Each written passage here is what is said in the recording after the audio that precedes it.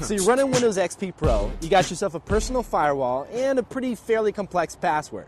That's a good start, but one thing you might be overlooking is what if someone were to break into your home or office and get physical access to your machine?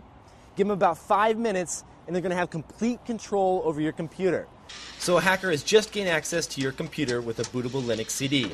They bypass your boot startup and run an application from the CD called NT Password. You see, all local Windows passwords are stored in the Windows System32 config directory in a file called the SAM.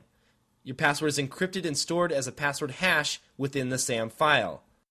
NT Password works by using password hash insertion. That is, inserting a new password hash that you have created right into the SAM. The hacker now simply chooses the account to overwrite and types in the new password. So the hacker now has complete access to the system. They're back in, they've logged in, they're good to go. Only problem is they can't read any files that were encrypted using the Windows Encrypted File System, or EFS. For that, we're going to need the original user's password.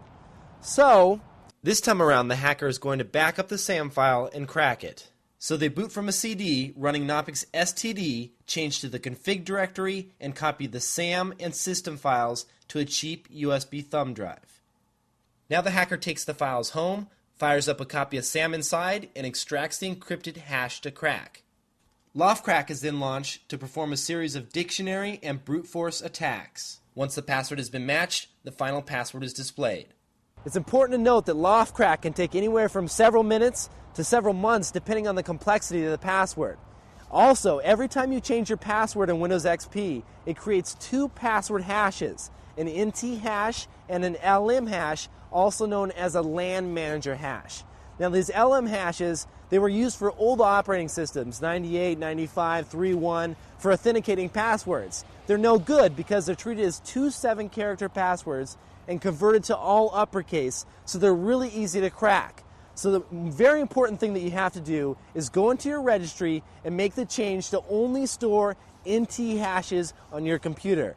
To fix this, just enter the registry and change to HKey local machine, system, current control set, control, LSA, and set no LM hash equal to 1.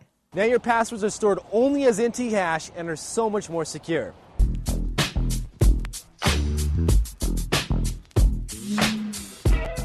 Okay, tips for securing your Windows password. 1, change your BIOS password. Yeah, definitely, because if you put a BIOS password on there, the only way they're going to get in, obviously, is to open up the case and pull out the battery, but at that point, they might as well just take the hard drive. Right. Okay, and then 2, change your Windows password often because it'll change the hash. Yeah, it changes the hash, and there's no way that they can get into it because there's a new hash. They'll have cracked the password, they'll come back to the machine, but they can't get in. True that. New hash.